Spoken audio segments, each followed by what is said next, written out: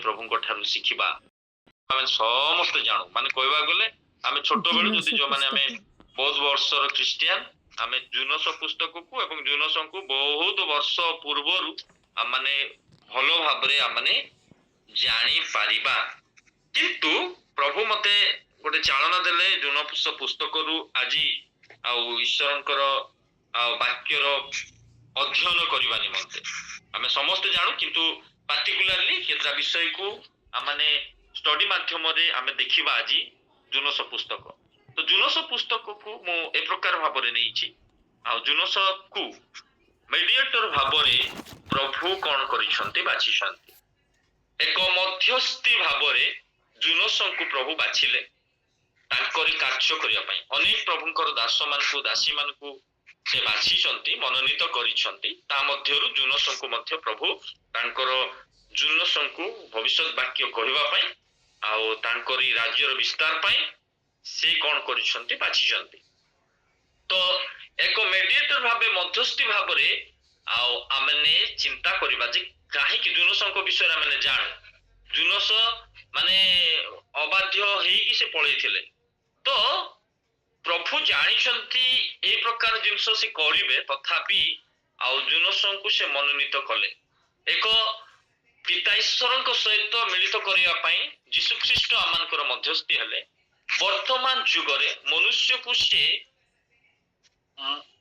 मध्यस्थी करिसंती आम माने कहार नले कहार जने जने मध्यस्थी अटु होय तो मु मो परिवार पाई मु आ कोनसी विषय पाई मु आ को व्यक्ति को पाई कोनसी सेवा कार्य पाई कोनसी मंडली पाई कोनसी व्यक्ति विशेष पाई ताकू जदी मु कोनसी क्षेत्र रे ता पाई प्रार्थना करूची ताकू कोनसी क्षेत्र रे जदी मु सहाय्य करूची ताहा प्रभु मते मनोनीत करिसंती एहा प्रभुंकर योजना अटे आमने अर्ली मॉर्निंग प्रेयर ग्रुप रे आओ प्राय आमने अर्ली मॉर्निंग सकाळ 4 रु बसुचु दिन बेल को मध्य संध्या बेल को मध्य एहा आमान को पाई प्रभु मध्यस्थी भाबरे प्रभु आमान को मनोनीत करथिबा हेतु आमने आग्रह सहकारे समस्त विषय करूछु नले प्रई कार्य की करि परिबे नाही तो प्रभु आमे जदि कोनसी क्षेत्र रे अन्य लोक मान को पाई प्रार्थना करछु सेवा कार्य पाई मंडली पाई रोगी दुखी लोक मान को पाई प्रभुंकर सेवक मान को पाई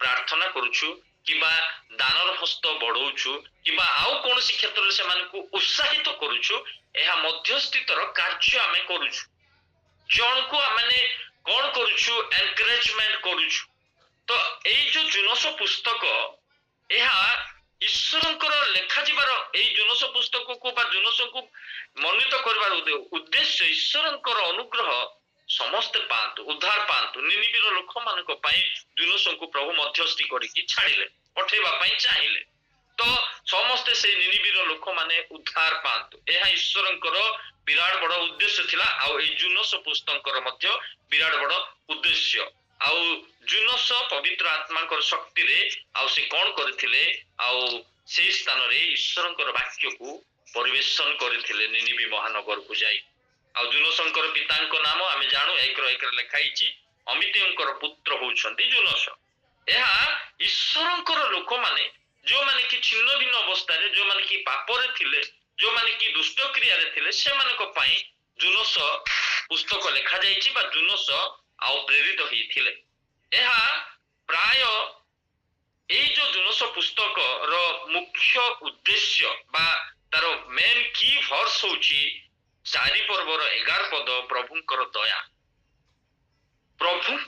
दया निनिबी नगर प्रति थिबा हेतु जुनसंकु से मध्यस्थी भाबरे व्यवहार कले कारण आउ एटा गोटे एठी जो माने की पर्सन लोक माने जुनस थिले एवं जहाजर अध्यक्ष माने थिले यात्री माने थिले एवं एई जागा मुख्य जागा होछि निनिबी महानगर जाफो एवं तर्शीस को जीवार जागा सब को ए स्थान रे वर्णना करा जाय जुनस 4 अध्याय अछि आमे पढिले समस्त विषय एथरो स्पेशल कोन जुनसर पुस्तकर स्पेशल जुनस स्पेशल कोन जुनसंकु जीशुंक सहित मध्य तुलना करा जायछि विनय आज्ञा पर दिन केबे तांकर सकाळ बेलार वाक्य कहउथिले जे पुरातन एवं नूतन नियमर समस्त विषय सामंजस्य अछि आमे कोटाकू छाड़ी पारिबा नाही आमे जनक विषय मध्ये कहउथिले जे पुरातन नियम को आमे छाड़ीबा एवं नूतन नियम को वर्तमान धरिबा ताहा न सेही कोटेशन करके कहउथिले पुरातन नियम आमको जहाले मध्ये सामंजस्य रहिछि जीशुଙ୍କ सहित जुनस जेमती माछर उदर रे 3 दिन रहिला भाई रोमी 15:5 टा आउथर पढि दियंत आज्ञा रोमी 15:5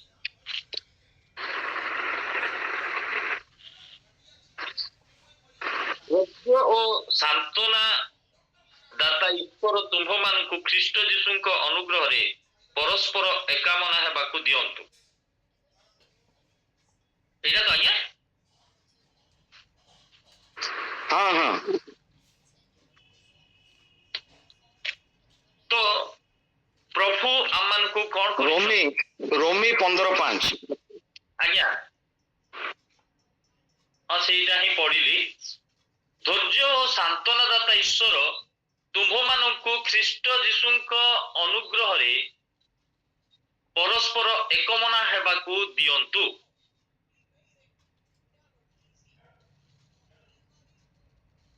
एटा तो आज्ञा नहीं नहीं मु बाहर के भी दोछ आज्ञा आज्ञा तो आमे कंटिन्यू करूथिबा आज्ञा पहिला बेल को आमे पढिबा तो एई जो जुनस पुस्तक को स्पेशल भाबरे निया जाईछि जीशुଙ୍କର आउ मृत्यु सहित मध्य जुनसଙ୍କର सहित तुलना करा जाईछि जीशु 3 दिन रहले कबर रे जुनस मध्य माछ उदर रे 3 सेटा माथियो पुस्तक को जते बेले पढिबे तार 24-12 अध्याय रो 38 रु 42 पर्यंत से स्थान रे आउ जुनसं को कोटेशन करिकि लेखा जाय तो जुनसर अर्थ होउछि कोपोथ जुनसर अर्थ होउछि कोपोथ बा इंग्लिश रे डॉग बोली कि कहा जाय भाई भूल ही गला तार ऊपर पदटा चारि पदटा आज्ञा आज्ञा मु पढि दउछि रोमी पुस्तक तार 15 अध्याय रे 4 पद पुणी आम्भे माने जे परी शास्त्र लब्ध धैर्य और सांत्वना द्वारा भरोसा प्राप्त हेउ एथि निमंते पूर्व काल रे जहा जहा लेखा जाइथिला सेही सब आम्भ मानकर शिक्षा पाए लेखा होई अछि प्रेज द लॉर्ड हालेलुया धन्यवाद आज्ञा बहुत सुंदर विषय सेही कथा को मु से दिन भी सुनुथिली तो मते बहुत भल लागिला आमे को विषय को आमे छाडी पारिबानी ताहा आमानक पई आमानक निमंते ही लेखा जाइछि तो एई जो जुनसंकर अर्थ एक काप्ता बा कोपोथ भाबरे निया जाइछि बा कोपोथ अटे ताको पवित्र आत्मा को सहित तुलना करा जाए कोपोथ गोटे निरीह आउ पक्षी कोपोथ गोटे एक स्वच्छ पक्षी कौनसी क्षेत्र रे से आउ असुचि जिंस खाए नै कौनसी गंडगोल का सहित करे नै गोटे नम्र भाबरे ताको आउ प्रतिवादित करा जाइछि आमे एते विषय को आमे जीवा नै तो एई जुनस रो मुख्य दुईटी विषय रे भाग करा जाइछि गोटे होछि जुनस तांको सेवा कार्य को परित्याग करथिले प्रभु जते बेले मध्यस्थी करबा पई ताकू डाकिले से परित्याग करथिले तापरे आ गोटे भाग रे जुनस प्रभुंकर कार्य को परिपूर्ण भी करथिले फास्ट परित्याग कले एवं परिपूर्ण भी करिले आमे टोटल 4 पर्वर सब अंश रे देखु जुनसंकर सेवा कार्य को आउ ए स्थान रे अनेक विषय सब लेखा जाए माछ विषय लेखा जाए ए स्थान रे कखारु लथा विषय रे लेखा जाए खरा विषय लेखाइछि पवन विषय लेखाइछि झांजी विषय लेखाइछि जहाज विषय लेखाइछि अखा विषय लेखाइछि भस्म विषय लेखाइछि कीट विषय लेखाइछि चट्ट वस्त्र लेखाइछि भस्म लेखाइछि अनेक विषय को ए स्थान रे हमने अलग अलग विषय को देखु एहा हुई तो प्रभुंकर योजना अनुसार ए जुनसं को अनेक विषय देखि जिबा को पड़िछि तो ए जो मेडिएटर प्रभु मध्यस्थी करूछंती यीशु मध्य अनेक मध्यस्थी कार्य करिबा पई लोक मान को जते बेले लाजार को प्रभु उठेले और कोन कहिदिले लोक मान को कहले पत्थर गड़े दियो प्रभु चाहती किछि ताकू कोऑपरेशन आमानकर दरकार प्रभु किछि करिबा पई आमानकर कोऑपरेशन निहाती से आशा करंती ତ ଆମେ ଡାଇରେକ୍ଟଲି ଯିବା ବର୍ତ୍ତମାନ ମୁଁ ତାର ଆଉ କିଛି ସେଇ ସମସ୍ତ ବିଷୟ କହୁଥିଲି। ତ ଏଇ ଯୋଉ ଜୁନସଙ୍କର ମିଡିଏଟର ବା ମଧ୍ୟସ୍ଥି ଏମ୍ ରେ ମୁଁ 5ଟି ବିଷୟ କହିବି, ଆପଣ ମାନେ ଯଦି କିଏ ଲେଖୁଛନ୍ତି ଲେଖିପାରନ୍ତି। ପ୍ରଭୁ ମତେ ଯାହା ଚାଳନା ଦେଲେ ଆମେ ସମସ୍ତେ ମିଶିକି ଏହା ଶିଖିବା। ଏଟା ପ୍ରଚାର ନୁହଁ, ଏଟା ଗୋଟେ ବାଇବଲ ଷ୍ଟଡି ମାଧ୍ୟମରେ। ମ୍ୟାନ ଅଫ ଜୋନା, ଏକ ମନୁଷ୍ୟ ସେ ଜୁନସ, କୌଣସି ସ୍ପେଶାଲ ଲୋକ ନାହିଁ, ଗୋଟେ ସାଧାରଣ ମନୁଷ୍ୟ ଥିଲେ ଜୁନସ। ପ୍ରଭୁ ତାଙ୍କୁ କଣ କରୁଛନ୍ତି? ମନୋନୀତ କରୁଛନ୍ତି। ଅମିତ୍ୟଙ୍କର ପୁତ୍ର ଜୁନସଙ୍କ ନିକଟରେ ସଦା ପ୍ରଭୁଙ୍କର ବାକ୍ୟ ଉପସ୍ଥିତ ହେଲା ବୋଲିକି ଲେଖାଯାଏ ଯେ ଜୁନସଙ୍କର ସେ ଜଣେ ମନୁଷ୍ୟ, ସାଧାରଣ ମନୁଷ୍ୟ। ଯେତେ ଲୋକଙ୍କୁ ପ୍ରଭୁ ବାଛିଛନ୍ତି, ପ୍ରାୟ ସାଧାରଣ ଲୋକମାନେ ସେମାନେ, ଜ୍ଞାନୀ ଲୋକମାନେ ବି ସେମାନେ, ବୁଦ୍ଧିଜୀବୀ ଲୋକମାନେ ସେମାନେ, କିନ୍ତୁ ମନୁଷ୍ୟ ଅଟନ୍ତି। କାରଣ ମନୁଷ୍ୟ ସାଧାରଣ, କିନ୍ତୁ ପ୍ରଭୁ କଣ କରୁଛନ୍ତି? ଏକ ବହୁମୂଲ୍ୟ କାର୍ଯ୍ୟ ପାଇଁ ପ୍ରଭୁ କଣ କରନ୍ତି? ଗୋଟେ ସାଧାରଣ ମନୁଷ୍ୟକୁ ସେ ଡାକନ୍ତି, ବାଛନ୍ତି, ମନୋନୀତ କରନ୍ତି। ଯେମିତି ମୁଁ କହୁଥିଲି, ଆମେ ଯଦି 4ଟା ରାତିରେ ବସିକି ମଧ୍ୟସ୍ଥିତିର ପ୍ରାର୍ଥନା କରୁଛୁ, ତାହା ପ୍ରଭୁଙ୍କର ଯୋଜନା ଅଟେ। ଆମମାନଙ୍କର କୌଣସି ଯୋଗ୍ୟତା ଧାର୍ମିକତା ହେତୁ ନୁହଁ, ପ୍ରଭୁ ଆମମାନଙ୍କୁ ବାଛିଥିବା ହେତୁ ଏର୍ଲି ମର୍ଣ୍ଣିଂ ଉଠିକି ଅନ୍ୟାନ୍ୟ ଲୋକମାନଙ୍କ ପାଇଁ, ପରସ୍ପର ପାଇଁ ପ୍ରାର୍ଥନା କରୁଛୁ, ଉତ୍ସାହିତ ହଉଛୁ। ପ୍ରଭୁଙ୍କର ଯୋଜନା। ପିତର, ଯୋହନ, ଦାଉଦ, ଗିଦିଅନ, ସାମୁଏଲ, ଏମାନେ ବହୁତ ସାଧାରଣ ସିମ୍ପଲ ଥିଲେ, କିନ୍ତୁ ପ୍ରଭୁ ଏକ ମୂଲ୍ୟବାନ କାର୍ଯ୍ୟ କରିବା ପାଇଁ ସେମାନଙ୍କୁ ମନୋନୀତ କଲେ। ମନୁଷ୍ୟ ଅଜ୍ଞାନୀ ଅଟେ, ପ୍ରଭୁ କଣ କଲେ? ଜ୍ଞାନ ଦେଇ, ବିଭିନ୍ନ ପବିତ୍ର ଆତ୍ମାଙ୍କର ଶକ୍ତି ଦେଇ, ପବିତ୍ର ଆତ୍ମାଙ୍କର କାର୍ଯ୍ୟରେ ସେମାନଙ୍କୁ ଆଗେଇ ନେଲେ। ମଧ୍ୟ ମନୁଷ୍ୟ ଅକ୍ଷମ ଅଟେ, ମନୁଷ୍ୟ ସାଧାରଣ, ମନୁଷ୍ୟ ଅଜ୍ଞାନୀ, ମନୁଷ୍ୟ ହଉଛି ଏକ ଅକ୍ଷମ ମନୁଷ୍ୟ। କିନ୍ତୁ ପ୍ରଭୁ ସକ୍ଷମ କଲେ ମନୁଷ୍ୟକୁ। ତୁମ ଦ୍ୱାରା ହିଁ ମୁଁ କିଛି କାର୍ଯ୍ୟ କରିପାରିବି। ସ୍ୱୟଂ ପ୍ରଭୁ କିଛି କରନ୍ତି ନାହିଁ ତାଙ୍କର ଦ୍ୱାରା, ତାଙ୍କର ନିଜର ଦ୍ୱାରା, ମନୁଷ୍ୟ ଦ୍ୱାରା ସେ କିଛି କାର୍ଯ୍ୟ କରିବା ପାଇଁ ଚାହାନ୍ତି। ସେଥିପାଇଁ ଜୁନସ ଯେତେ ଅବାଧ୍ୟ ହଉଥିଲେ ମଧ୍ୟ ଜୁନସଙ୍କର ପିଛାକୁ ପ୍ରଭୁ ଛାଡୁ ନଥିଲେ। ଜୁନସ ପୁସ୍ତକ ଯେତେବେଳେ ପଢିବେ, ଆଗକୁ ଆଗକୁ ମୁଁ ଯିବି କଣ କଣ ତାର ବିଷୟରେ। ଏକ ମନୁଷ୍ୟ ସେ, ସାଧାରଣ ମ୍ୟାନ ଅଫ ଜୋନା, ମାନେ ସାଧାରଣ ମନୁଷ୍ୟ ସେ। ଅକ୍ଷମ ଥିଲେ, ଅଜ୍ଞାନୀ ଥିଲେ ଏବଂ ସାଧାରଣ ଥିଲେ। ପ୍ରଭୁ ସକ୍ଷମ କଲେ, ଜ୍ଞାନ ଦେଲେ, ସକ୍ଷମ କରୁଛନ୍ତି ଏବଂ ତାକୁ ମୂଲ୍ୟବାନ କରୁଛନ୍ତି। ଏଇମାନେ କଣ ହେଲେ? ପ୍ରଭୁଙ୍କର ଗୌରବ ନିମନ୍ତେ ପ୍ରଭୁ ଏମାନଙ୍କୁ ବ୍ୟବହାର କଲେ। ପ୍ରଭୁ କିଛି କିଛି ବିଷୟ ମାଧ୍ୟମ, ଲୋଟଙ୍କ ପରିବାରକୁ ଉଦ୍ଧାର କରିବା ପାଇଁ ଅବ୍ରାହମକୁ ବ୍ୟବହାର କରାଗଲା। ତୁମେ ଯାଅ, ଅବ୍ରାହମକୁ ମାନେ କଣ କରାଗଲା? ଅବ୍ରାହମକୁ ନ ଜଣେଇକି ପ୍ରଭୁ କିଛି କାର୍ଯ୍ୟ କରୁନଥିଲେ। ଏକ ମାଧ୍ୟମ, ସାଧାରଣ ମନୁଷ୍ୟ ଏମାନେ, କିନ୍ତୁ ଏମାନଙ୍କୁ ପ୍ରଭୁ ଜଣାଉଥିଲେ। ଆମେ ଦେଖ, ଆମେ ଏଇ ଯୋଉ ନିନିବି ମହାନଗରକୁ ଧ୍ୱଂସ କରିବା, କିମ୍ବା ଅବ୍ରାହମକୁ କହିଲେ ଆମେ ସୋଦମ ଗମୋରାକୁ ଧ୍ୱଂସ କରିବା। ପ୍ରଭୁ ମୋସାଙ୍କୁ ଡାକିଲେ, ତୁମେ ଯାଅ, ଆମର ଲୋକମାନଙ୍କୁ ତୁମେ ନେଇକି ଆସ, ଆମେ ମିଶର ଦେଶରୁ ସେମାନଙ୍କୁ ବାହାର କରିକି ଆଣିବା।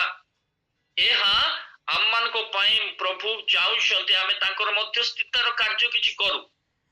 ଅନେକ ଲୋକ ମଧ୍ୟସ୍ଥିତାର କାର୍ଯ୍ୟ ପ୍ରଭୁଙ୍କ ପାଇଁ କରିଛନ୍ତି। ଯିଶାୟ କହିଲେ, ପ୍ରଭୁ ମୁଁ ତ ମାନେ ଛୋଟ ବାଳକ। ପ୍ରଭୁ କହିଲେ, ମୁଁ ତୁମ ଦ୍ୱାରା ହିଁ କାର୍ଯ୍ୟ କରିବି। ଗିଦିଅନ କହିଲେ, ପ୍ରଭୁ ମୋ ପରିବାର ଛୋଟ ଅଟେ, ମୋର ବଂଶ ଛୋଟ ଅଟେ, ମୁଁ ସବୁ ଛୋଟ ଅଟେ, ମୁଁ କିଛି କରିପାରିବିନି। ପ୍ରଭୁ କହିଲେ, ନାଇଁ, ତୁମ ଦ୍ୱାରା ହିଁ ମୁଁ କରିବି। ମୂଷା କହୁଛନ୍ତି, ପ୍ରଭୁ ମୁଁ କଥା କରିପାରେ ନାହିଁ। ପ୍ରଭୁ କହିଲେ, ମୁଁ ତୁମ ଦ୍ୱାରା ହିଁ କରିବି। ଏକ ଅକ୍ଷମ, ଏକ ଅଜ୍ଞାନୀ, ଏକ ଦୁର୍ବଳ ମନୁଷ୍ୟ ମାନଙ୍କୁ ପ୍ରଭୁ ବାଛିକି କାର୍ଯ୍ୟ କରନ୍ତି। ଏହା ହଉଛି ତାଙ୍କର ଗୋଟେ ଗ୍ରେଟ, ମାନେ ପ୍ରଭୁଙ୍କର ଗ୍ରେଟ କାର୍ଯ୍ୟ। ପ୍ରଭୁଙ୍କର ଗ୍ରେଟ କାର୍ଯ୍ୟ ଯେ ଆମେ, ପ୍ରଭୁ କଣ କରୁଥିଲେ? ସେଦିନ ଅନେକ ପ୍ରଭୁଙ୍କର ଲୋକମାନଙ୍କୁ ପ୍ରଭୁ ଡାକିଲେ, ସେମାନଙ୍କୁ ବାଛିଲେ।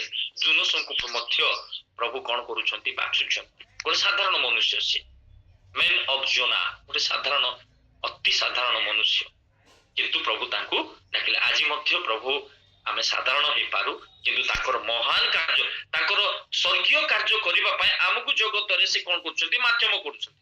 ତୁମେ ତାଙ୍କ ପାଇଁ ପ୍ରାର୍ଥନା କର, ତୁମେ ତାଙ୍କ ପାଇଁ ଉତ୍ସାହିତର ବାକ୍ୟ କୁହ, ତୁମେ ତାଙ୍କ ପାଇଁ କୌଣସି ସାହାଯ୍ୟର ହସ୍ତ ବଢାଅ, ତୁମେ ତାଙ୍କ ପାଇଁ କୌଣସି ବିଷୟ କର ଯୋ ଦ୍ୱାରା ସେ କାର୍ଯ୍ୟ ସଫଳ ହେଇପାରିବ, ଯୋ ଦ୍ୱାରା ମୋର କାର୍ଯ୍ୟ ସଫଳ ହେଇପାରିବ। ସେଇଥିପାଇଁ ପ୍ରଭୁ ଆମମାନଙ୍କୁ ରଖିଛନ୍ତି। ତେଣୁ କରିକି ବେଳେ ବେଳେ ଆମେ ପ୍ରଭୁଙ୍କୁ ଧନ୍ୟବାଦ ଦେବା, ପ୍ରଭୁ এই ମଧ୍ୟସ୍ଥିତାର କାର୍ଯ୍ୟ ମତେ କରିବା ପାଇଁ ସୁଯୋଗ ଦେଇଥିବା ହେତୁ ଆମେ ତୁମକୁ ଧନ୍ୟବାଦ ଦଉଛୁ।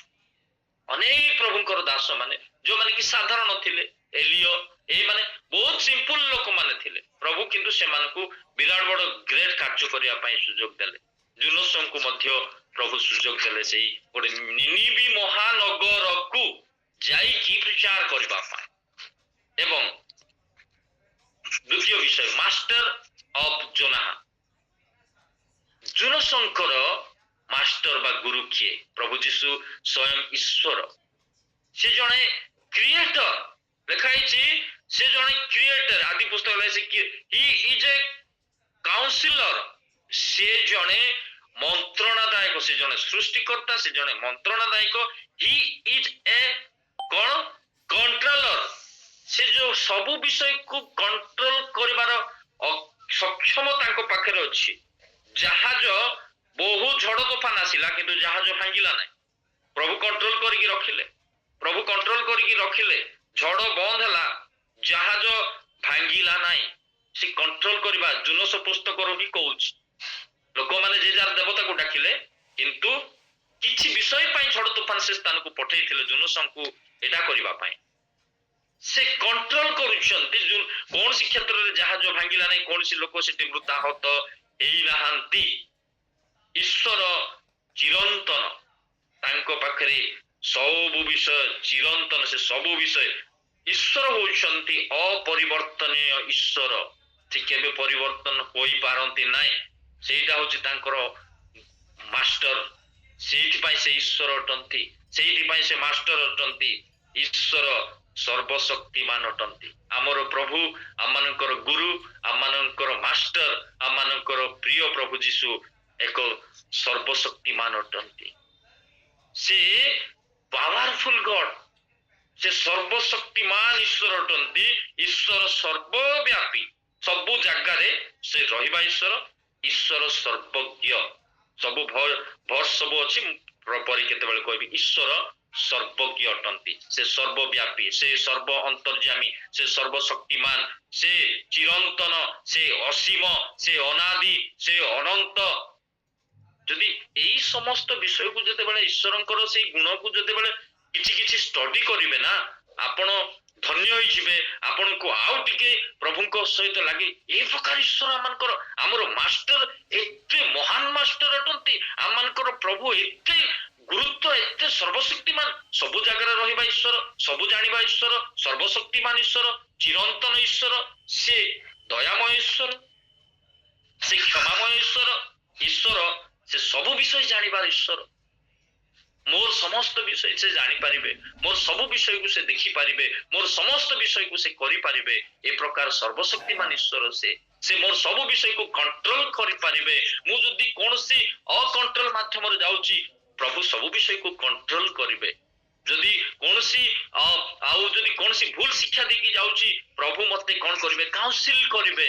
ପ୍ରଭୁ ମତେ ଜ୍ଞାନ ଦେବେ, ଚେତନା ଦେବେ। ସେଥିପାଇଁ ଯିଶାୟା ପୁସ୍ତକ ଲେଖା ହେଇଛି ନା 9:6, ସେ ଅନନ୍ତକାଳୀନ ପିତା, ଶାନ୍ତିର ରାଜା, ସେ ପରାକ୍ରାନ୍ତ ଈଶ୍ୱର। ସେ କଣ ଅଟନ୍ତି? ସେ ଆମମାନଙ୍କର ମନ୍ତ୍ରଣାଦାୟକ ଈଶ୍ୱର ଅଟନ୍ତି, ସେ ଆମମାନଙ୍କୁ ମନ୍ତ୍ରଣା ଦିଅନ୍ତି। ସେଇଥିପାଇଁ ସେ ମାଷ୍ଟର ଅଟନ୍ତି, ସେଇଥିପାଇଁ ସେ ଈଶ୍ୱର ମହାନ ଅଟନ୍ତି। ମାଛକୁ ପ୍ରଭୁ କଣ କଲେ? ନିରୂପଣ କଲେ ଲେଖାଯାଏ ବାଇବଲରେ, ସେଇ ଜୁନୋସ ପୁସ୍ତକରୁ। ଦେଖନ୍ତୁ, ମାନେ ଗୋଟେ ଆଶ୍ଚର୍ଯ୍ୟ ବିଷୟ, ଜଣେ ଅବାଧ୍ୟ ହେଇକି ଚାଲି ଯାଉଛି, ପ୍ରଭୁ ସାଙ୍ଗେ ସାଙ୍ଗେ ବାଇବଲ ଲେଖା ହେଇଛି ମାଛକୁ ସେ ସ୍ଥାନରେ ନିରୂପଣ କରାଗଲା। ମାଷ୍ଟର ମାନେ ତାଙ୍କର ଅପୂର୍ବ। ଗୋଟେ ସମୁଦ୍ର ଭିତରେ ମାଛ ତ ଥିବ ନିଶ୍ଚିତ, କିନ୍ତୁ ଗୋଟେ ବିରାଟ ସ୍ପେଶାଲ ଜୁନୋସଙ୍କ ପାଇଁ ପ୍ରଭୁ କଣ କରୁଛନ୍ତି? ଗୋଟେ ମାଛକୁ ନିରୂପଣ କଲେ। ଚିନ୍ତା କରନ୍ତୁ, ମାନେ ଗୋଟିଏ ଜିନିଷ ଆମକୁ ତିଆରି କରିବା ପାଇଁ ମାନେ କେତେ ଘଣ୍ଟା ଲାଗୁଛି, କିନ୍ତୁ ଗୋଟେ ମାଛକୁ ପ୍ରଭୁ ସାଙ୍ଗେ ସାଙ୍ଗେ କଣ କରୁଛନ୍ତି? ତିଆରି କରୁଛନ୍ତି। ମାନେ ଅଦ୍ଭୁତ, ମାନେ ଚିନ୍ତା ଆମର ଏଇ ଛୋଟ ଜ୍ଞାନରେ ବୁଝିବା ବହୁତ କଷ୍ଟ। ମୁଁ ଚିନ୍ତା କରୁଥିଲି, ପ୍ରଭୁ ଜୁନୋସଙ୍କୁ ଧରିବା ପାଇଁ ତୁମେ ଗୋଟେ ସ୍ପେଶାଲ ମାଛଟି କେମିତି ତିଆରି କରିବା? ଆମେ ସାଧାରଣତଃ ମାନେ ଗୋଟେ ଜିନିଷକୁ ତିଆରି କଲା ବେଳକୁ କେତେ ସମୟ ଲାଗି ଯାଉଛି। ପ୍ରଭୁ କହୁଛନ୍ତି ଜୁନସଙ୍କୁ ସ୍ପେଶାଲ ଧରିବା ପାଇଁ ପ୍ରଭୁ ଗୋଟେ ମାଛକୁ କଣ କଲେ ନିରୂପଣ କରୁଛନ୍ତି। ସେଇଥିପାଇଁ ସେ ମାଷ୍ଟର ଅଟନ୍ତି, ସେଇଥିପାଇଁ ସେ ଗୁରୁ ଅଟନ୍ତି, ସେଇଥିପାଇଁ ସେ ସର୍ବଶକ୍ତିମାନ ଅଟନ୍ତି। ଏକ ଅଦ୍ଭୁତ ଏକ ଅମାପ ଈଶ୍ୱର ସେ। ଏବଂ ଈଶ୍ୱର କଖାରୁ ଲତାକୁ ମଧ୍ୟ କଣ କରିଥିଲେ ନିରୂପଣ କଲେ। ମାଛକୁ ନିରୂପଣ କଲେ ଜୁନସ 1:17, କଖାରୁ ଲତାକୁ ନିରୂପଣ କଲେ 4:6। ମାନେ ଦେଖ ମାନେ ମାନେ ଯୋଉଟା କି ମାନେ ସାଙ୍ଗେ ସାଙ୍ଗେ ଗୋଟେ ଗଛ ହେଇଯାଉଛି, ସାଙ୍ଗେ ସାଙ୍ଗେ ଗୋଟେ ଗଛ ହେଇଯାଉଛି। କୀଟକୁ ପ୍ରଭୁ କଣ କଲେ ନିରୂପଣ କଲେ, କୀଟକୁ ମଧ୍ୟ ସେଇ ଜୁନସ 4:7 ଲେଖା ହେଇଛି। ପଢନ୍ତୁ ଆପଣ ମାନେ ଘରେ ଭଲରେ ଷ୍ଟଡି କରନ୍ତୁ। ମାନେ ଏଟା ସାଧାରଣ କଥା ନୁହଁ। ଗୋଟେ ମାଛକୁ ସାଙ୍ଗେ ସାଙ୍ଗେ ନିରୂପଣ କରିବା, ମାନେ କୀଟକୁ ନିରୂପଣ କରିବା ଏବଂ କଖାରୁ ଲତାକୁ ନିରୂପଣ କରିବା। ଏବଂ ଲେଖା ହେଇଛି ପୂର୍ବୀୟ ଝଞ୍ଜା ବାୟୁ ପ୍ରଭୁ କଣ କଲେ ନିରୂପଣ କଲେ 4:8। ମାନେ ଆଦେଶ ଦଉଛନ୍ତି ବାୟୁକୁ ଝାଞ୍ଜି ପବନ ନେଇକି ପଳେଇ ଆସ।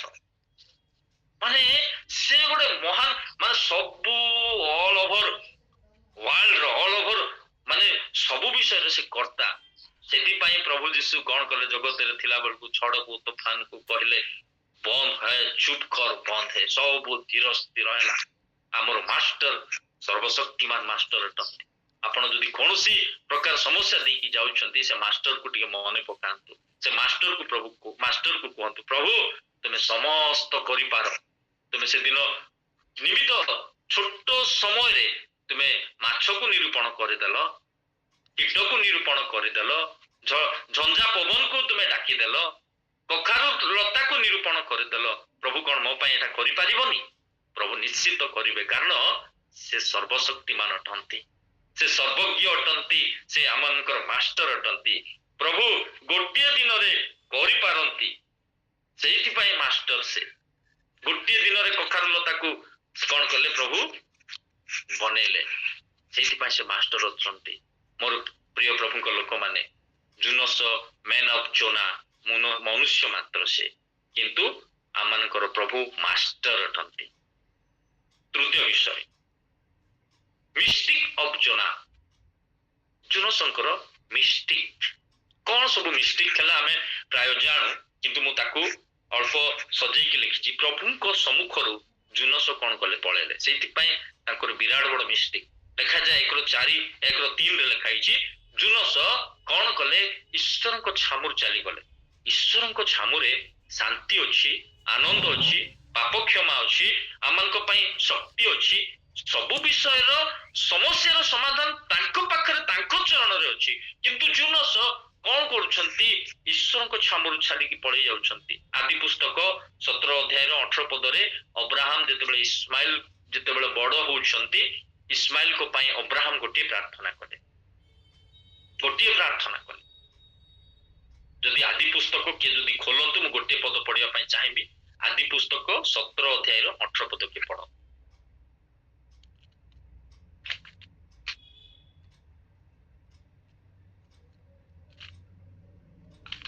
ଆଦି 17:18 ତହିଁରେ ଅବ୍ରାହମ ପରମେଶ୍ୱରଙ୍କୁ କହିଲେ, ଇସ୍ମାଏଲ ତୁମ୍ଭ ଛାମୁରେ ବଞ୍ଚି ଥାଉ। ଅବ୍ରାହମ ପ୍ରଭୁଙ୍କୁ କହୁଛନ୍ତି ଇସ୍ମାଇଲ ତୁମ ଛାମୁରେ ବଞ୍ଚି ଥାଉ, ଆମର କିଛି ଦରକାର ନାହିଁ। ସେଥିପାଇଁ ଇସ୍ମାଇଲକୁ ପ୍ରଭୁ ଏ ପ୍ରକାର ଆଶୀର୍ବାଦ କଲେ। ଆଜି ପର୍ଯ୍ୟନ୍ତ ଇସ୍ମାଇଲର ବଂଶ ବି ଅଧିକ ମାତ୍ରାରେ ଅଛି ଅଲ ଓଭର ୱାର୍ଲଡରେ। ଚିନ୍ତା କରନ୍ତୁ, ଅବ୍ରାହମ ଜ୍ଞାନ ସହିତ ପ୍ରାର୍ଥନା କରୁଛନ୍ତି, ପ୍ରଭୁ ମୋ ପୁଅକୁ କିଛି ଦରକାର ନାହିଁ, ତୁମ ଛାମୁରେ ସେ ବଞ୍ଚିକି ଥାଉ। ଜୁନସ ପରମେଶ୍ୱରଙ୍କ ଛାମୁରୁ ଚାଲି ଯାଉଛନ୍ତି। ଆଜି ଚିନ୍ତା କରୁ, ଅନେକ ପରମେଶ୍ୱରଙ୍କର ଛାମୁରୁ ଅନେକ ଲୋକ ଚାଲିଗଲେ, ସେମାନଙ୍କ ପାଇଁ ସମସ୍ୟା ଆସିଲା। ଅଧିକ ବ୍ୟାଖ୍ୟା ମୁଁ କରିବି ନାହିଁ, ଆମେ ସମସ୍ତେ ଜାଣୁ। ଏବଂ ପ୍ରଭୁଙ୍କ କଥାର ସେ ଅବାଧ୍ୟ ହେଲେ, ଯାହା ତାକୁ କହିଲେ ସେ ଶୁଣିଲେ ନାହିଁ। ପ୍ରଭୁ ତାକୁ ମନୋନୀତ କରୁଛନ୍ତି, ମିଡିଏଟର କରୁଛନ୍ତି, ଯେ କି ଅଲ ଓଭର ୱାର୍ଲଡର ମାଷ୍ଟର ସେ। ତାଙ୍କ କଥାକୁ ସେ ଏଡେଇକି ଚାଲି ଯାଉଛନ୍ତି। ଜୁନସ ତାଙ୍କ କଥାକୁ ଶୁଣିଲେ ନାହିଁ, ଅନ୍ୟ ପଥକୁ ଗଲେ। ନିନିବିକୁ ନ ଯାଇକି ତର୍ଷିସକୁ ଯିବା ପାଇଁ ସେ ବାହାରିଲେ। ସେ କଣ ଏବଂ ସେ କଣ କଲେ? ପ୍ରାର୍ଥନା ନ କରିକି ଶୋଇ ପଡିଛନ୍ତି। ଏଇଟା ହଉଛି ଗୋଟେ ଗୋଟେ ମିଷ୍ଟିକ ତାଙ୍କର। ଆମେ ଚିନ୍ତା କରିବା ନିଜ ଜୀବନ ପାଇଁ, ନିଜ ଜୀବନରେ ମୁଁ କଣ ପ୍ରଭୁଙ୍କ ଛାମୁରେ ଅଛି କି, ପ୍ରଭୁଙ୍କ କଥାକୁ ଶୁଣୁଛି କି, ପ୍ରଭୁଙ୍କର ବାଧ୍ୟ ହଉଛି କି, ମୁଁ ପ୍ରାର୍ଥନା କରୁଛି କି। ଜୁନସ ଆରାମରେ ଶୋଇଛନ୍ତି, ସମସ୍ୟା ଆସିଛି ଏବଂ ଜୁନସ କଣ କରୁଛନ୍ତି, ଶୋଇଛନ୍ତି। ଗୋଟେ ଖ୍ରୀଷ୍ଟିଆନ ଜୀବନ ପ୍ରାର୍ଥନା ଜୀବନ ଅଟେ, ଶୋଇବା ଜୀବନ ନୁହଁ। ସେଥିପାଇଁ ଆପଣ ମାନଙ୍କର କର୍ତ୍ତବ୍ୟକୁ ଆପଣ ଠିକ ଭାବରେ ପାଳନ କରନ୍ତି।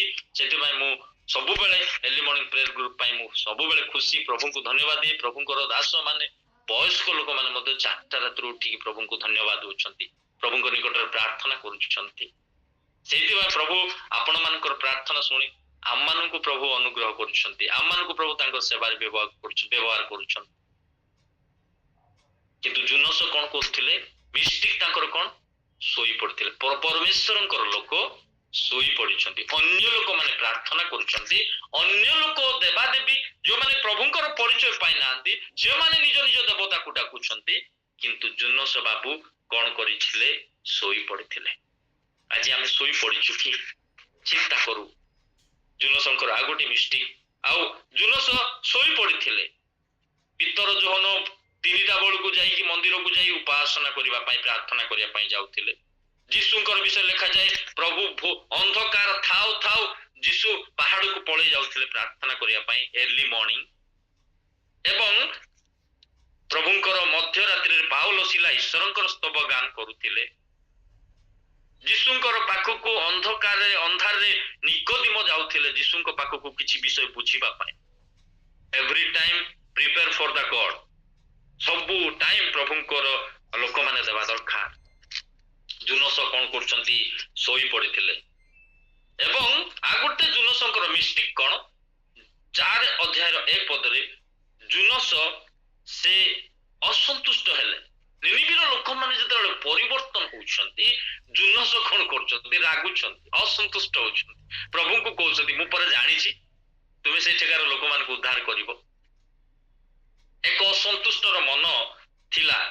ଆଉ ସେ କହୁଥିଲେ, ଆଉ ମୋର ଜୁନସ ଯଦି 1:12, 4:3, 4 ଦେଖି ପଢିବେ ବହୁତ ଖୁସି ବି ଲାଗିବ ଏବଂ ମଜାଳିଆ ଲାଗିବ ଯେ ସେ କହୁଛନ୍ତି ଜୁନସଙ୍କୁ, ପ୍ରଭୁ ତୁମେ କଣ ରାଗିକି କଣ ଭଲ କରୁଛ? ପ୍ରଭୁଙ୍କୁ ସେ କହୁଛନ୍ତି, ମରିବା ଯାଏ ମୁଁ ରାଗିବି ହିଁ। ପ୍ରଭୁଙ୍କ ସହିତ ଗୋଟେ ଲୁଚ ଖାଳି ଖେଳୁଛନ୍ତି। ସେ ରାଗି ଥିଲେ, ଅସନ୍ତୁଷ୍ଟ ଥିଲେ। ଲୋକମାନେ ପରିବର୍ତ୍ତନ ହେଲେ ଆଙ୍କୁ ଖୁସି ଲାଗୁନଥିଲା। ସେଇଟା ହଉଛି ତାଙ୍କର ମିଷ୍ଟିକ। ଏବଂ ସେ କ୍ରୋଧୀ ଥିଲେ।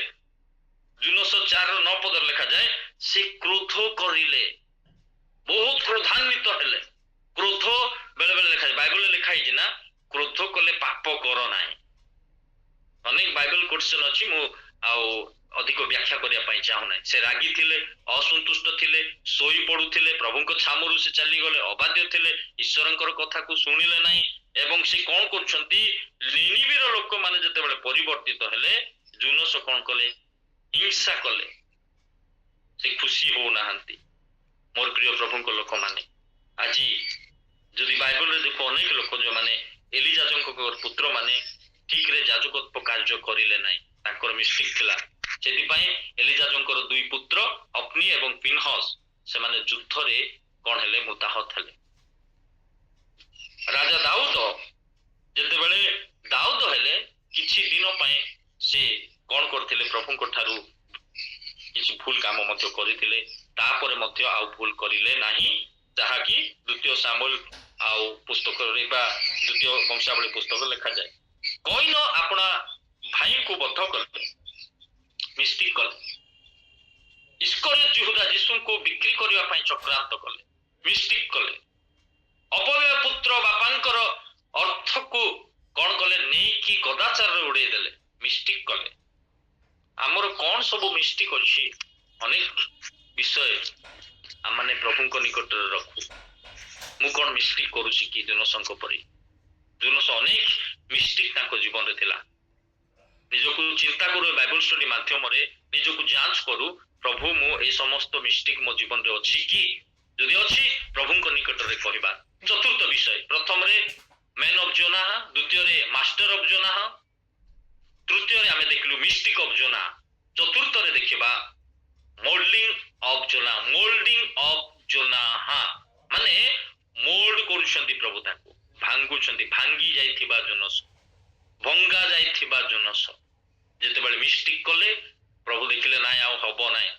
ମୁଁ ବି ଗୋଟେ ଚିନ୍ତା କରୁଥିଲି, ଜଣେ ତ ଅବାଧ୍ୟ ହଉଛନ୍ତି, ଜଣେ ତାଙ୍କ ଛାମୁରୁ ଚାଲି ଯାଉଛନ୍ତି, ତାକୁ ପ୍ରଭୁ ତା ପଛରେ ହିଁ ଲାଗିଛନ୍ତି କାହିଁକି? ଏଇଟା ହଉଛି ଈଶ୍ୱରଙ୍କର ମହତ୍ଵ। ପ୍ରଭୁ ଛାଡିବେନି କାହାକୁ, ସେ ତାଙ୍କ ପଛରେ ହିଁ ଲାଗିଛନ୍ତି। ତାକୁ ମୋଲ୍ଡ କଲେ, ତାକୁ ମୋଲ୍ଡିଂ କଲେ, ତାକୁ କଣ କଲେ? ମୋଲ୍ଡିଂ କଲେ, ତାକୁ ଭାଙ୍ଗିଲେ। କେମିତି ଭାଙ୍ଗିଲେ? ଲେଖା ହେଇଛି 1:4 ପ୍ରଚଣ୍ଡ ବାୟୁ ଆସିଲା। ପ୍ରଚଣ୍ଡ ବାୟୁ ଦ୍ଵାରା ଜୁନସଙ୍କୁ ଭାଙ୍ଗିବା ପାଇଁ ପ୍ରଭୁ ପ୍ରେରଣ କଲେ ବାୟୁ। ଆମକୁ ମଧ୍ୟ କୌଣସି ମିଷ୍ଟିକ ହେଲେ, କୌଣସି ପ୍ରଚଣ୍ଡ ଜିନିଷ ଆସେ, ଆମମାନଙ୍କର ଜୀବନକୁ ଧକ୍କା ମାରେ ଏବଂ ଏକ ଅର୍ଡିନାରୀ ମେନ୍ ମାନେ ଆସିକି ତାକୁ କହୁଛନ୍ତି, ହେ ବାବୁ କଣ ଶୋଇଛ, ଉଠ, ତୁମର ଈଶ୍ୱରଙ୍କୁ ଡାକ। ପ୍ରଭୁ ଅର୍ଡିନାରୀ ମେନ୍ ମାନଙ୍କୁ ପଠାଉଛନ୍ତି। ବେଳେ ବେଳେ କୌଣସି ସାଧାରଣ ବ୍ୟକ୍ତି ମଧ୍ୟ ଆମମାନଙ୍କୁ କୌଣସି ଶିକ୍ଷା ଦେଇକି ଚାଲି ଯାଆନ୍ତି। ଯଦି ଆମେ ଶୋଇଥିବା, କୌଣସି ମିଷ୍ଟିକ କରିଥିବା, ପ୍ରଭୁ ଭାଙ୍ଗୁଛନ୍ତି ତାକୁ ଜୁନସଙ୍କୁ ଏବଂ ପ୍ରଭୁ ମାଛ ଦ୍ଵାରା ତାକୁ କଣ କଲେ? ଭାଙ୍ଗିଲେ। ମାଛ ପେଟରେ ତାକୁ ରଖିଦେଲେ। 3 ଦିନର କଷ୍ଟ କଣ ହେଇଥିବ ମାଛ ପେଟରେ ଆମେ ସମସ୍ତେ ଜାଣୁ। କେମିତି ସେ ଭାଙ୍ଗିଥିବେ, କେମିତି ରହିଥିବେ, ବିରାଟ କାୟ ମାଛ, ମାଛ ପେଟ ଭିତରେ, ଦୁର୍ଗନ୍ଧ ଭିତରେ କେମିତି ନିଜକୁ ଆଡଜଷ୍ଟ କରିଥିବେ, କେମିତି ସେ ବସି ପାରୁଥିଲେ, କେମିତି ହେଇ ପାରୁଥିଲେ, ରହି ପାରୁଥିଲେ। ମାଛର ପେଟରେ ରହିବା ଚିନ୍ତା କରନ୍ତୁ କେତେ କଷ୍ଟର। ପ୍ରଭୁ ସେଇଥିପାଇଁ ତାକୁ ଭାଙ୍ଗୁଛନ୍ତି, ପବନ ଦ୍ଵାରା, କିଛି ସାଧାରଣ ବ୍ୟକ୍ତିଙ୍କ ଦ୍ଵାରା, ମାଛ ଦ୍ଵାରା ଏବଂ 4ର ଯଦି ପଢିବା 8 ଫାୟାର ୱିଣ୍ଡ ମାନେ ଏକ ମାନେ ଖରା, ଝାଞ୍ଜି ଖରା ଦ୍ଵାରା ଜୁନସଙ୍କୁ ଭାଙ୍ଗୁଛନ୍ତି। ଜୁନସ ଖରା ଆସିଲା, ଝାଞ୍ଜି ଆସିଲା, ଜୁନସ ମରିଲା ପରି ଲୋକ ହେଇଗଲେ, ସେ ମୃତ୍ୟୁ ପ୍ରାର୍ଥନା କଲେ। ଅନେକ ଲେସନ ପ୍ରଭୁ ଦିଅନ୍ତି ଆମମାନଙ୍କୁ, କିଛି କିଛି ବିଷୟ ଆମମାନଙ୍କୁ ଦିଅନ୍ତି ଭାଙ୍ଗିବା ପାଇଁ। ଆମେ ଭାଙ୍ଗିବା ପାଇଁ ନିହାତି ଦରକାର। ଜୁନସ ଭାଙ୍ଗିଲେ ଏବଂ 2ୟ ଅଧ୍ୟାୟରେ ସେ ପ୍ରଭୁଙ୍କ ନିକଟରେ ପ୍ରାର୍ଥନା କରିବାକୁ ଆରମ୍ଭ କଲେ। ପ୍ରଭୁ, ମୁଁ ଗଭୀର ସମୁଦ୍ର ଭିତରକୁ ପ୍ରବେଶ କଲି, ମୃତ୍ୟୁ ମତେ ଆଚ୍ଛାଦନ କଲା। 2 ଅଧ୍ୟାୟକୁ ଯେତେବେଳେ ପଢିବେ ଜାଣିବେ ଯେ ସେ ଭାଙ୍ଗିଲେ। ଭାଙ୍ଗିଯିବା ହେତୁ ପ୍ରଭୁ ତାକୁ କଣ କଲେ? ବ୍ୟବହାର କଲେ। ଏକ ନୂଆ ରିନ୍ୟୁ କରିକି ତାକୁ ବ୍ୟବହାର କରୁଛନ୍ତି। ଭାଙ୍ଗିବା ବିଷୟ ଯଦି ଆମେ ଆଉ ଏଇ ଭାଙ୍ଗିବା ବିଷୟକୁ ପ୍ରଭୁ କଣ କରିଲେ? ଆଶୀର୍ବାଦ କରି ତାଙ୍କୁ ବ୍ୟବହାର କଲେ। ଯଦି ପ୍ରଭୁ କେତେବେଳେ ସୁଯୋଗ ଦେବେ ଆମମାନଙ୍କୁ, ଆଉ ସେ ଅନୁସାରେ ମୋର ପ୍ରଥମ ସପ୍ତାହରେ ଯଦି ପ୍ରଭୁ ମତେ ସୁଯୋଗ ଦିଅନ୍ତି, ଏଇ ଭାଙ୍ଗିବା ବିଷୟକୁ ମୁଁ ଭାଙ୍ଗିବା ବିଷୟକୁ ପ୍ରଭୁ କି ପ୍ରକାର ଆଶୀର୍ବାଦ କରନ୍ତି, ଆଉ ସେଇ ବିଷୟ ନେଇକି ମୁଁ ପ୍ରଭୁ ମତେ ପ୍ରିପାରେସନ କରୁଛନ୍ତି। ଆଉ ଯେତେବେଳେ ମର୍ଣ୍ଣିଂରେ ମୁଁ ଯଦି ହଉଛି କହିଲେ, ଆଉ ମୁଁ ତାହା ଆପଣ ମାନଙ୍କ ନିକଟରେ ଆଉ ରଖିବା ପାଇଁ ଚାହିଁବି। ତ ଏଇ ଯୋଉ ଭାଙ୍ଗିଲେ, ଏକ ଆମେ ହଉଛୁ ସାଧାରଣ ମନୁଷ୍ୟ, ଆମେ ଭାଙ୍ଗିବା ଦରକାର। ଗୋଟେ କୁମ୍ଭକାର ସେ ମାଟିକୁ ନିଏ, ତାକୁ ଦଳ ଚକଟେ, ତାକୁ ତାର ସବୁ ଜିନିଷକୁ କାଢିକି ତାକୁ ମୋଲ୍ଡ କରେ, ଭାଙ୍ଗେ, ତାକୁ ତାପରେ ତାକୁ ଛାଞ୍ଚରେ ପକାଏ, ତାପରେ ତାକୁ ଗୋଟେ ବ୍ୟବହାର ଯୋଗ୍ୟ ପାତ୍ର କରେ। ଜୁନସଙ୍କୁ ପ୍ରଭୁ କଣ କଲେ? ନେଇଗଲେ ମାଛର ପେଟକୁ। ଝଡ ତୋଫାନ ଦ୍ଵାରା, ସାଧାରଣ ଲୋକମାନଙ୍କ ଦ୍ଵାରା, ବିଭିନ୍ନ ବିଷୟ ଦ୍ଵାରା ତାକୁ କଣ କରୁଛନ୍ତି? ଭାଙ୍ଗୁଛନ୍ତି। ଭାଙ୍ଗିଲା ପରେ ସେ କଣ ହେଲେ? ଗୋଟେ ଯୋଗ୍ୟ ପାତ୍ର ହେଲେ, ପୁନର୍ବାର ସେଇ ନିନିବି ନଗରକୁ ଯିବା ପାଇଁ ପ୍ରିପାରେସନ ହେଲେ। ଯଦି ଆମେ କୌଣସି ଅବାଧ୍ୟ ହେଇଛୁ, ଯଦି କୌଣସି ମିଷ୍ଟେକ୍ କରିଛୁ, ପ୍ରଭୁ କଣ କରନ୍ତି? ଭାଙ୍ଗନ୍ତି, ରିନ୍ୟୁ କରନ୍ତି ଏବଂ ଆଉ ସେଇ ଜାଗାକୁ ହିଁ ପଠାନ୍ତି। ମୋର ପ୍ରିୟ ପ୍ରଭୁଙ୍କ ଲୋକମାନେ, ଆଜି ଆମେ କି ପ୍ରକାର ଭାବରେ ଭାଙ୍ଗୁଛୁ? ଆମେ କଠିନ ନା ନିଜକୁ ଭାଙ୍ଗୁଛୁ? ଯଦି କଠିନ, ପ୍ରଭୁ ବ୍ୟବହାର କରିବେ ନାହିଁ। ଜୁନସ ଭାଙ୍ଗିଲେ ମାଛ ପେଟରେ, ନିଜକୁ ପ୍ରଭୁଙ୍କ ନିକଟରେ ସେ ଦେଇଦେଲେ, ପ୍ରଭୁଙ୍କ ହସ୍ତରେ ସେ ଦେଇଦେଲେ। ଇସ୍ରାଏଲ ଲୋକ କଠିନ ମନା ହେଲେ, ସେମାନେ ରାସ୍ତାରେ ହିଁ ବିନଷ୍ଟ ହେଲେ। ଅପବ୍ୟୟର ପୁତ୍ର ଘଟଣା ଦେଖୁ। ବଡ ପୁତ୍ର, ତାଙ୍କର ବଡ ପୁଅ ଯେତେବେଳେ ଭାଇ ଆସିଲେ ଘରକୁ, ଫେରି ଆସିଲେ, ବାପା ଆନନ୍ଦ କରୁଛନ୍ତି, କିନ୍ତୁ ବଡ ଭାଇ କଠିନ ମନା ହେଲେ, ଭିତରକୁ ଯିବା ପାଇଁ ମଙ୍ଗିଲା ନାହିଁ। ବଡ ଭାଇ ବାହାରେ ରହିଗଲେ। ଯଦି କଠିନ ହେବା, ବାହାରେ ରହିଯିବା। ଯଦି କଠିନ ହେବା ଇସ୍ରାଏଲ ଲୋକଙ୍କ ପରି, ଆମେ କଣ ହବା? ରାସ୍ତାରେ ହିଁ ଆମେ ରହିଯିବା। ମୋର ପ୍ରିୟ ପ୍ରଭୁଙ୍କ ଲୋକମାନେ, ଆଜି ଆମେ କଠିନ ନା ନିଜକୁ ଭାଙ୍ଗୁଛୁ। ପ୍ରଭୁ ମୋଲ୍ଡ କରନ୍ତି, ଆମକୁ ଭାଙ୍ଗିବା ପାଇଁ ଚେଷ୍ଟା କରନ୍ତି, କୌଣସି ବିଷୟ ଦ୍ୱାରା, କୌଣସି ଶିକ୍ଷା ଦ୍ୱାରା, କୌଣସି ଘଟଣା ଦ୍ୱାରା ଆମମାନଙ୍କୁ ଭାଙ୍ଗନ୍ତି। ଜୋନସଙ୍କୁ ଗୋଟେ ମାଛ ନିରୂପଣ କଲେ, ଝଡ଼ ତୋଫାନ ଦେଲେ, ତାକୁ ଭାଙ୍ଗିଲେ, ତାକୁ ଛାଡ଼ିଲେ ନାହିଁ, ତାକୁ ଭାଙ୍ଗିଲେ, ତାକୁ ରିନ୍ୟୁ କଲେ, ଏକ ବ୍ୟବହାର ଯୋଗ୍ୟ ପାତ୍ର କରି ତାଙ୍କୁ କଣ କରୁଛନ୍ତି, ଫିର ସେ କଣ କରୁଛନ୍ତି, ସେ ନିନିବି ନଗରକୁ ନେଇକି ଗଲେ। ପଞ୍ଚମରେ ମିଶନ ଅଫ ଜୋନା 3 ଅଧ୍ୟାୟର 1ରୁ ଯେତେବେଳେ ପଢିବେ ତାଙ୍କର ମିଶନ କାର୍ଯ୍ୟକୁ ପୁନର୍ବାର ସେ ଷ୍ଟାର୍ଟ କରୁଛନ୍ତି। ଯୋଉ ମିଶନକୁ ସେ କି ଆଉ ପରିତ୍ୟାଗ କରିଥିଲେ, ଆଉ ମିଶନରେ ସେ ପୁଣି ଜଏନ୍ ହେଲେ, ଭାଙ୍ଗିଲେ, ନିଜ ମିଷ୍ଟିକ୍ କଲେ, ପ୍ରଭୁ ତାଙ୍କୁ ଭାଙ୍ଗିଲା ପରେ ଏକ ନୂଆ ପାତ୍ର ହେଇକି ସେ କଣ ହଉଛନ୍ତି, ଯାଇକି ସେ ପ୍ରଚାର କରୁଛନ୍ତି। ମିଶନ ଅଫ ଜୋନା, ସେ ମିଶନ କାର୍ଯ୍ୟରେ ଲାଗିଗଲେ, ସେ କଣ କରୁଛନ୍ତି, ପ୍ରାର୍ଥନା କରୁଛନ୍ତି। 2 ଅଧ୍ୟାୟ ମିଶନକୁ ଷ୍ଟାର୍ଟ କରିବା ପରେ ସେ ପ୍ରାର୍ଥନା କରୁଛନ୍ତି, ପ୍ରାର୍ଥନା କଲେ, ସେ ପ୍ରଭୁଙ୍କର ବାକ୍ୟକୁ ଶୁଣିଲେ, ବାକ୍ୟକୁ 1-2 ଯେତେବେଳେ ପଢିବେ, ଜୁନସ ଈଶ୍ୱରଙ୍କର ବାକ୍ୟକୁ ପୁନର୍ବାର ସେ ଶୁଣିଲେ ଏବଂ ସେ କଣ କରୁଛନ୍ତି, ଆଉ ସେ ଈଶ୍ୱରଙ୍କର ବାଧ୍ୟ ହଉଛନ୍ତି। ଜୁନସ ଈଶ୍ୱରଙ୍କର ଆଜ୍ଞାକୁ ମାନୁଛନ୍ତି, ବାଧ୍ୟ ହଉଛନ୍ତି। 3:3 ଲେଖା ହେଇଛି।